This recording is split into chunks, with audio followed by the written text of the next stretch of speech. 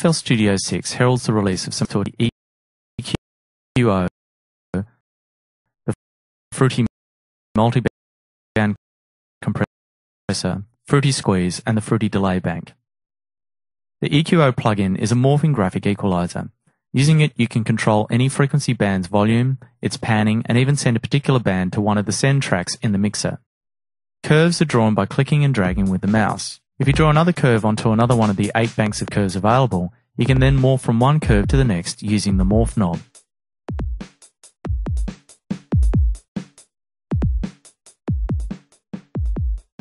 The shape of the curve can be moved up and down the frequencies using the shift knob.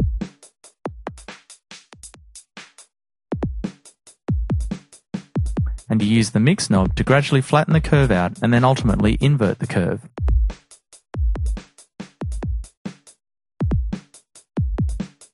Notice that there are 2 curves displayed. The brighter one is the original curve you created, while the duller one is the current morph state of the curve.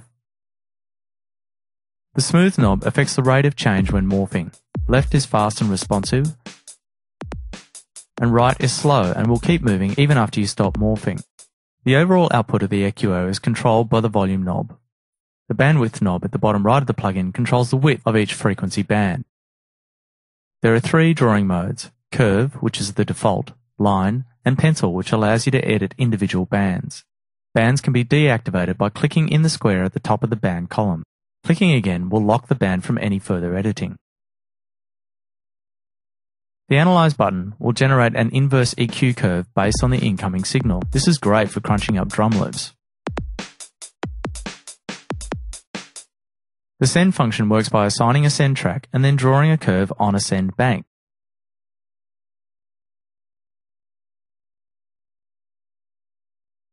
A tip when doing this to get better isolation of frequencies is to turn down the equivalent frequencies in the volume curve.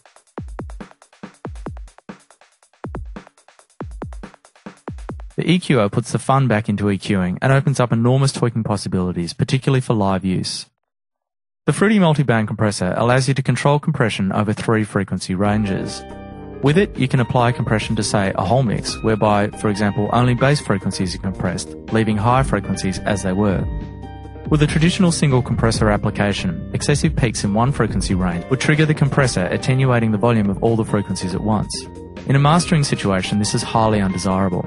Essentially, this plugin is made up of 3 compressors, each with a definable frequency range. The cutoff points of the 3 frequency bands are controlled using the 4 knobs underneath the compressor display. The individual bands can be active, muted, or bypassed. Use the mute function to eliminate entire frequency ranges from the output, and also to solo bands to allow you more accurate compression editing.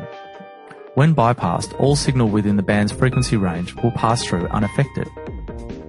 Each band has the same controls, and these are the same standard controls that you'll find on most compressors: threshold, ratio, knee, attack, release, and gain. The peak meter for each band can be set to monitor the input signal or the output signal. This is controlled by the button below the meter. This behavior is the same for the master in-out meter. The compression meter shows how much compression is being applied to the signal within the band. Hover your mouse over this to read exact values in the hint bar. The multi-band compression display shows the input signal in pink and the output signal in red. The speed of the display can be adjusted if you need to get a more accurate visual on the applied compression. Lastly, the compressor can be set to use 2 different types of filter types to analyze the incoming signal: IIR and FIR. It is recommended that you use the FIR type for mastering applications. Note also that the multi-band compressor has a built-in limiter, which when active ensures the output will not exceed 0 dB.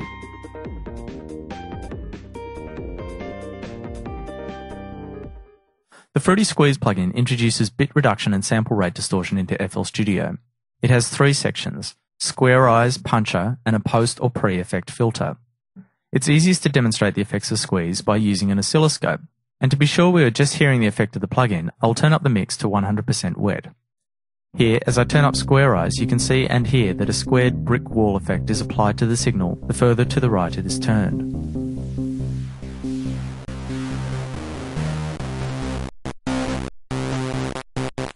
The puncher section acts as a gate, alternately passing bursts of unaffected audio and bursts of zero output audio.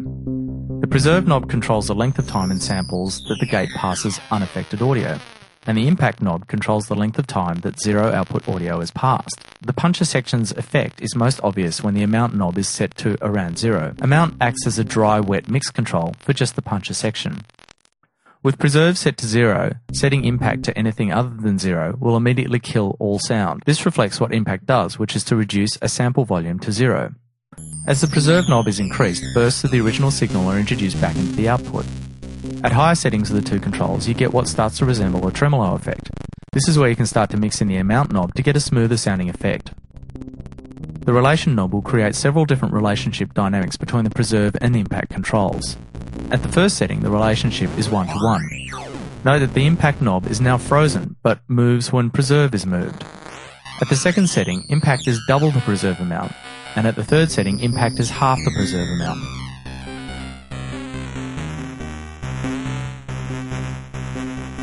The filter section is quite straightforward and similar to other filters in FL Studio.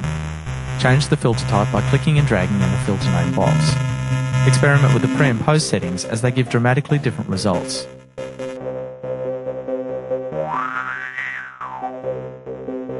The gain knob controls the final output of the plugin. The Fruity Delay Bank plugin is an extremely deep and powerful delay filter plugin. Up to 8 banks of delays can be combined, each of which can be routed into the next bank to create complex delay structures.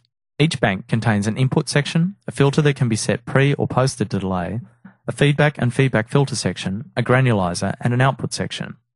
To switch to the different banks, select one of the 8 tabs at the top of the plugin. While the plugin is selected, you can also scroll through the banks with the wheel on your mouse. A bank is activated by selecting the On button. At this stage, you can also solo the bank, as well as apply pan and volume settings to the input. The filter section applies a filter to the input of the delay. By default, it is off. It can also be applied at the end of the whole filter chain by switching on the post button. Click and drag where it currently says off to change the filter type, and select one of 3 increasing filter slopes with the 1, 2, 3 buttons.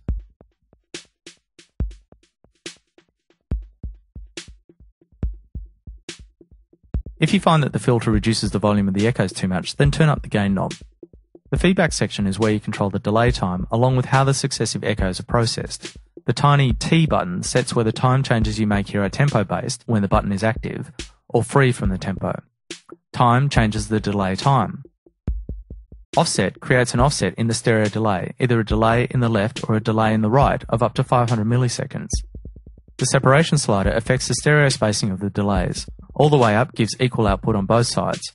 Between the center and the bottom, a much greater stereo effect occurs. Use the volume control to affect how long the echoes last for. Try adjusting this if you are getting runaway feedback.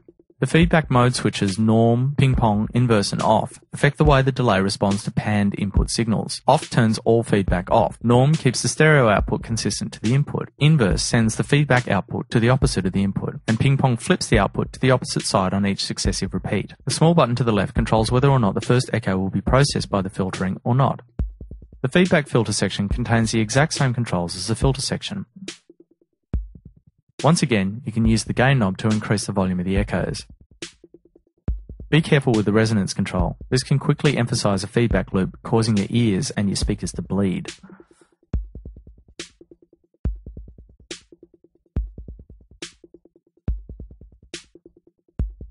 The grain section chops the echoes into chunks. Division sets the size of the chunks. And shape affects the envelope applied to each chunk. Smaller values are more angular, and larger values are smoother.